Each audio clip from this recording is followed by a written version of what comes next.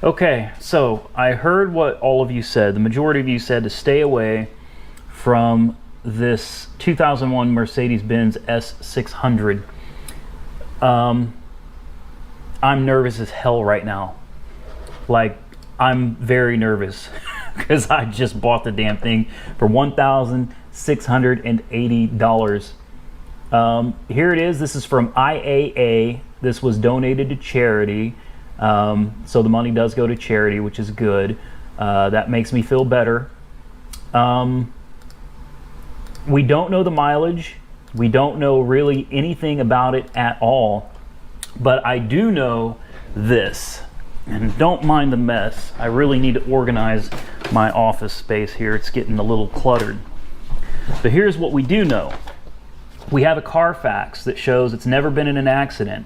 No damage ever reported, 6 owners, 43 service records. 111,000 miles was the last reported mileage. Now, I could go through all these pages with you and take up a lot of your time. Maybe we'll do that later. But for now, I'm going to tell you some of the important things about this car. The main things I want to point out is it has been serviced by the dealership its entire life. Last reported mileage was 111,000 miles, and that was about 1.5 years ago, if I remember correctly. Throughout this car's life, at about 70,000 miles, it had the head gaskets replaced, and that is a huge deal on this V12. If the head gaskets got replaced, pretty much everything from the head gaskets up got replaced. Not necessarily the heads themselves, but all of the gaskets, all of the sealing surfaces, all the little tiny plastic pieces that tend to get brittle and break.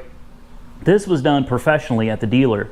So that means all of that stuff has been fixed, and it was due to an oil leak, which is a common problem on this 6.0 liter V12. I did a lot of research into this.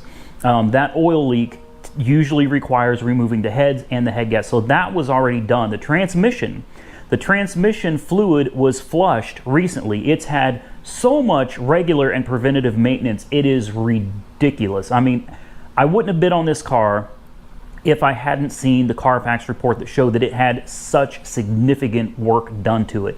So honestly, it could be a dud, but I fully expect we're going to get there, figure out how to get that hood open, we're going to fire it up, we're going to put tags on it and drive it home. That's what I expect. Now, that may not be how it goes, but I expect that this is going to be one of those rare cars that you just get a good deal on because you took a risk. I got a good feeling about it. So I guess let's head to Tulsa, which is about, well, first I got to head to the bank and get a cashier's check for $1,680. Then we got to head to Tulsa and see if we can get it running. I'm nervous. I'm really nervous because this thing could end up being a paperweight. Now, regardless, here's the good part. Regardless of whether it's a paperweight or not, we own an S600 V12 Benz that if I wanted to, I can go to my bank right now, and that $1,680 I just paid for it, I could go to my bank and borrow $5 grand on it today. Like, give me 30 minutes, I'll have $5,000 cash in my hand. So, you know, it's not really a big deal. The car is still worth money to my bank, and if necessary, we can use that money to fix it. Now, the transmission, I had somebody comment and say, those things are known for puking transmissions, and they are not replaceable. Well, not that they're not replaceable, but you can't get one. You can't find a used one, and you cannot get them rebuilt. And that was actually incorrect. I jumped on eBay, and LKQ has plenty of them. You can get them for $500 for a guaranteed good transmission with a warranty. Used, but you know, still a guaranteed good transmission with a warranty. So $500 isn't bad. So even if we need a tranny and we need to pay somebody to put it in because it's probably more work than I can handle, we should still easily be under what we could sell this car for. I think if this car is as nice as it appears, this is gonna probably be a $4,000 to $5,000 car. At least that's my opinion.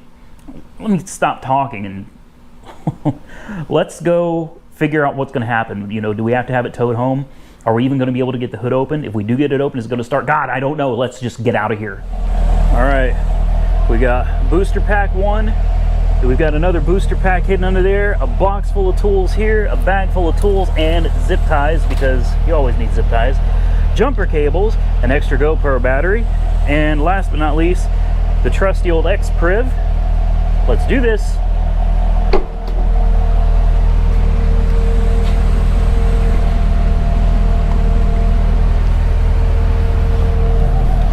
Oh.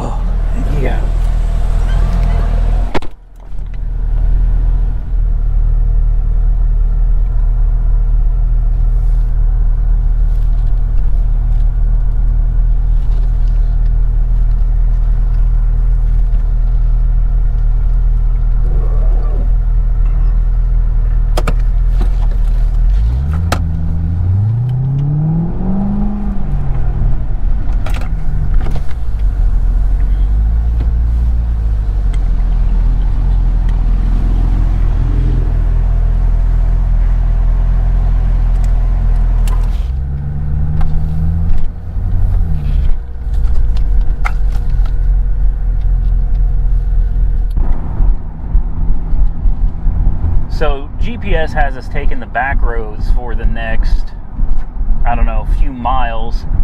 We've got about an hour and a half drive ahead of us. I love these back roads. I figured I'm not going to waste a lot of your time with, you know, driving scenery, because I'm sure you're more interested in getting to the car and seeing what's going on. But we're at a stop sign here, and I figured let's just give it a little gas, have a little fun.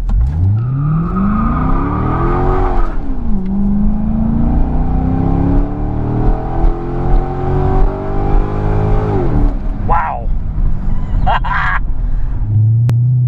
There you go.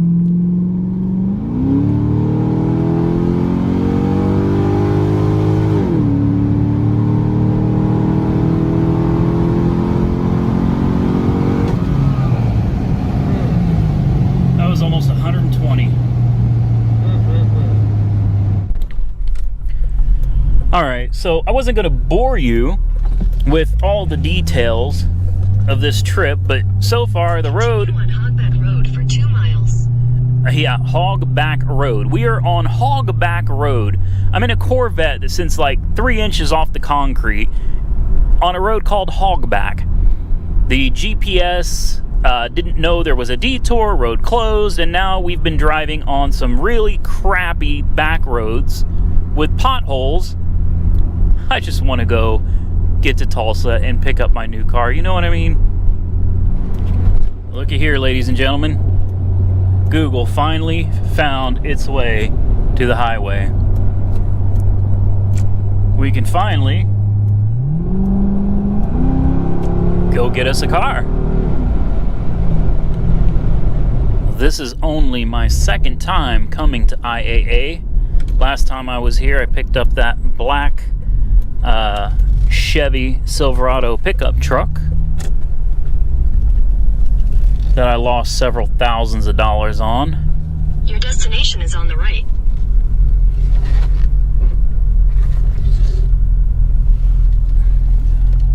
And we're here. All right, so we got the title. Everything is good. They told us to pull back here into this like loading lot. It's my first time at the Tulsa IAA. I want to give a big shout out to the staff here. They were very friendly, very helpful, really nice people.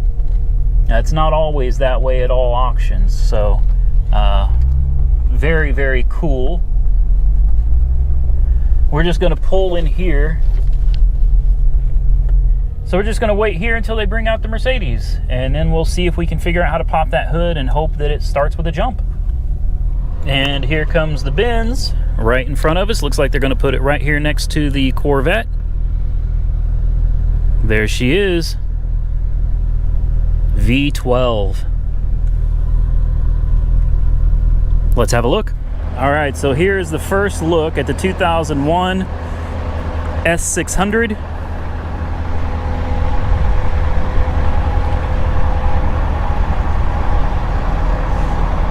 Oh, looks like we've got some serious suspension issue going on over here. Did not see that. Hopefully it's some kind of an air ride that will pick itself back up. Again, it was just picked up in the air too, so it's possible. Is this an AMG? This has AMG wheels on it. Right there, AMG wheels. Huh. The hood is definitely stuck on one side. Tim, I need you to go in there and pull the hood latch. See, it's actually low on this entire side, so I'm betting it's because they picked it up on that thing and it's unlevel. Hopefully. See if we can find the hood latch. Right here. Go lift that hood up if you would. Let's see if it opens like this. There we go. Well, there's a hood latch that you got to release right here.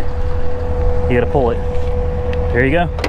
It said that the hood was stuck, so they couldn't open. Oh, it looks like it's been parked for a while. Yeah. It's got peanuts and rat's nests all over it. Yep. That got squirrely. It doesn't feel like it has any water in it at all. Completely empty.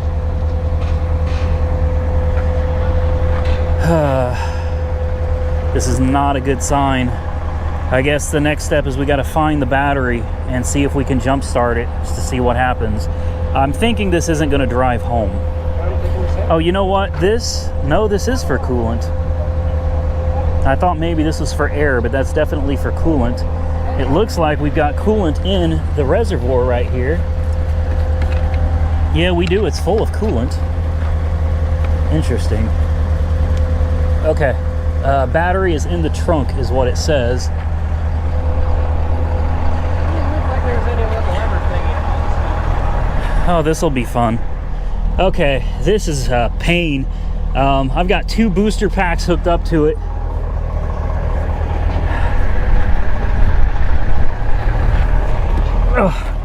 We've got the key.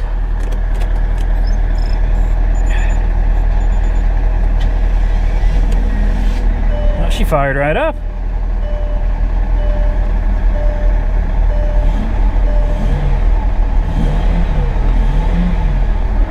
Oh, we got a lot of lights. SRS, brake light. Does it go into gear? It does. Parking brake was on.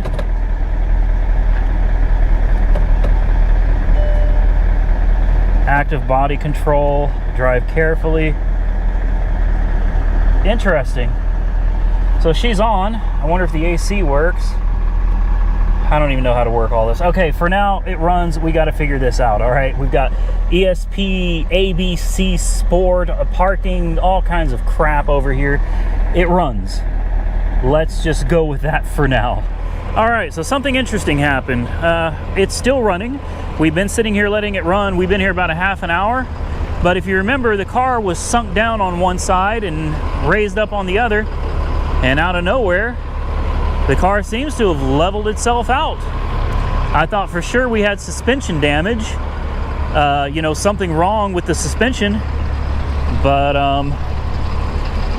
it seems to be okay. So it runs. It's been running about a half hour. It's not overheating. Air conditioning is nice and cold. We're gonna go put tags on it, and then we're gonna see if we can drive it home. But if you want to find out if it makes the trip home or not, you're gonna have to tune in tomorrow, because that's it for this video, guys. I appreciate you taking the time to watch. If you enjoyed this content, give this video a big thumbs up. If you like the cliffhangers, give it a big thumbs up. If you don't like the cliffhangers, give it a big thumbs up anyway. Big thanks to my brother Tim. That does not go to this car.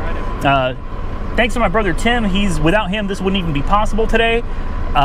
This is exciting. We got ourselves a V12 Mercedes-Benz, and it runs. Now we have to find out if it drives. I'm excited. I'm really excited. All right. Stay safe out there, everybody. I'll catch you soon, which means tomorrow, in the follow-up video to tell you whether this car made it home or not. Talk to you guys soon.